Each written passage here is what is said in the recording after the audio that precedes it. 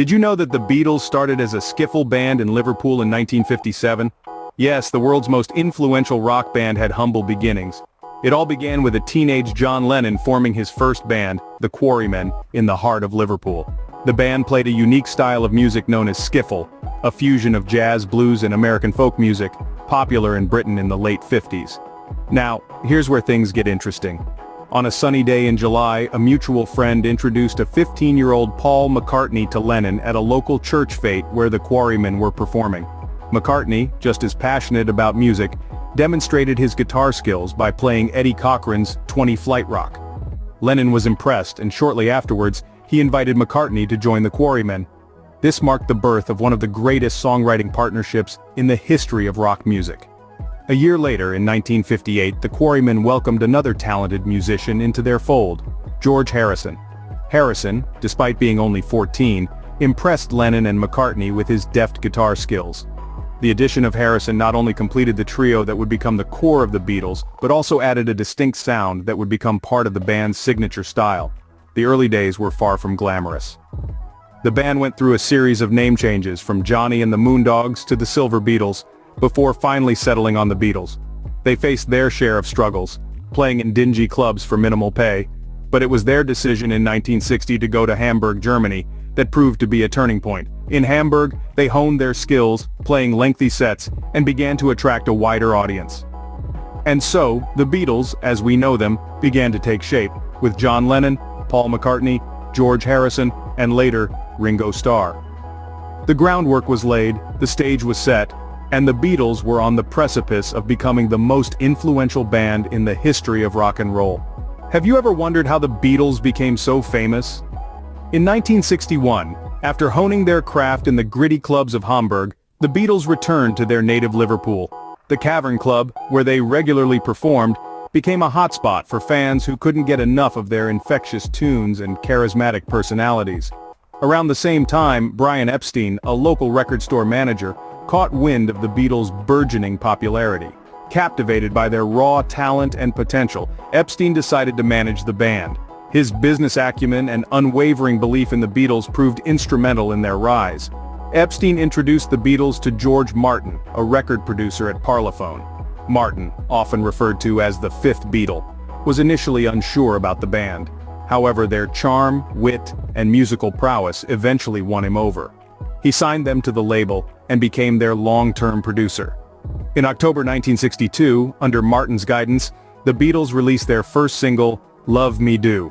The song, with its catchy melody and harmonica riff, was an instant hit, reaching number 17 on the UK singles chart. It was clear that the Beatles were not just another band from Liverpool, they had something special. The following year, the Beatles released their debut album, Please Please Me. The album, featuring 8 original songs and 6 covers, topped the UK albums chart for 30 consecutive weeks.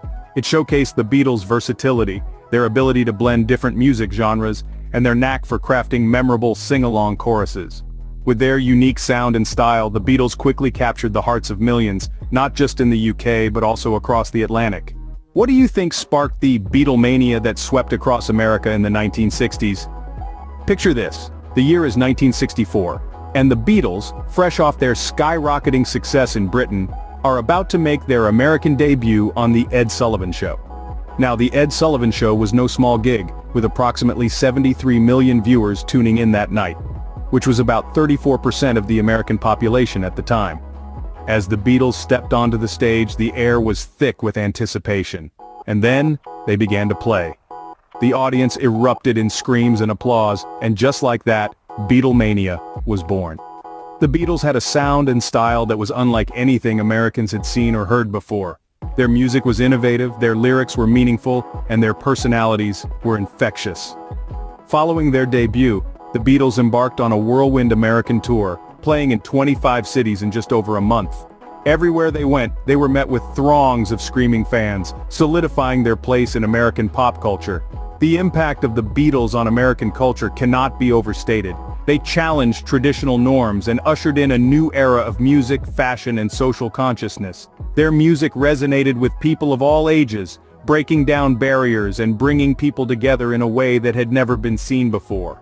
They introduced new music recording techniques, and their willingness to experiment with different genres and sounds had a profound influence on the music industry.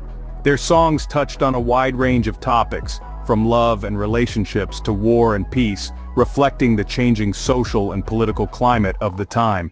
The Beatles were more than just a band. They were a cultural phenomenon, a force of nature that swept across America and forever changed the landscape of music. And so, by the end of 1964, it was clear, the Beatles had not only conquered Britain, they had also taken America by storm. Do you know why the Beatles disbanded at the height of their fame? In the late 60s, the Beatles began to shift from their earlier pop-rock sound to experiment with different musical styles.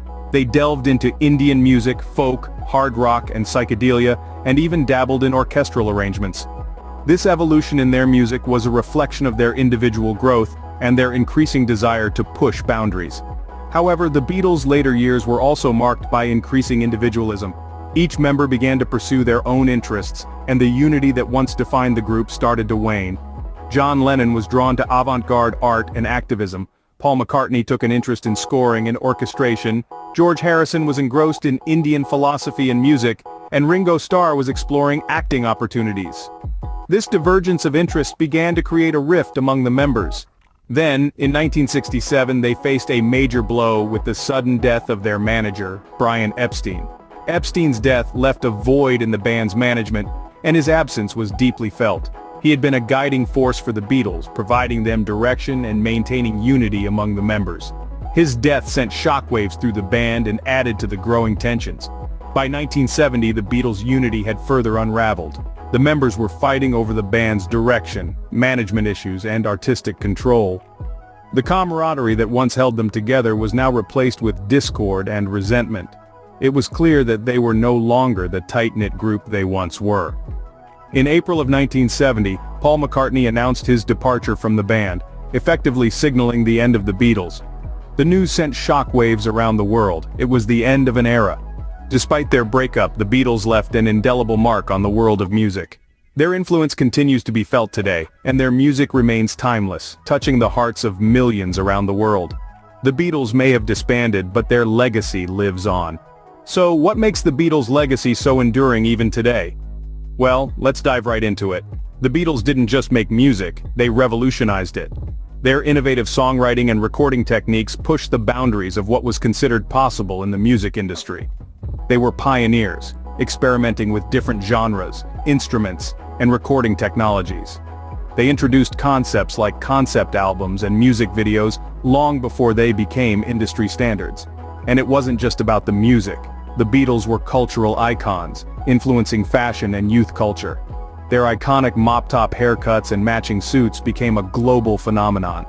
They embodied the spirit of the 60s, a time of change, rebellion, and self-expression. They spoke to a generation looking for a voice, and they found it in the Beatles. But what truly makes the Beatles' legacy enduring is their timeless music. Songs like Hey Jude, Let It Be, and Yesterday continue to resonate with listeners of all ages. Their music transcends time and space, connecting with people from different generations and backgrounds. Their albums continue to sell, and their songs continue to stream even more than 5 decades after their breakup. Their influence can be seen in countless bands and musicians who came after them. From the Rolling Stones to the Arctic Monkeys, from U2 to Oasis, the Beatles' impact on popular music is undeniable. They set the bar high for what a rock band could be, and they continue to inspire musicians today. The Beatles' legacy is also preserved in various forms of media.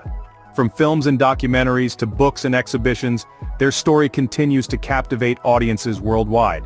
They have become a part of our global cultural heritage, a symbol of a time when music was a powerful force for change. So there you have it. The Beatles weren't just a band, they were a cultural phenomenon. Their music, their style, their message, it all contributed to a legacy that continues to echo through the corridors of time.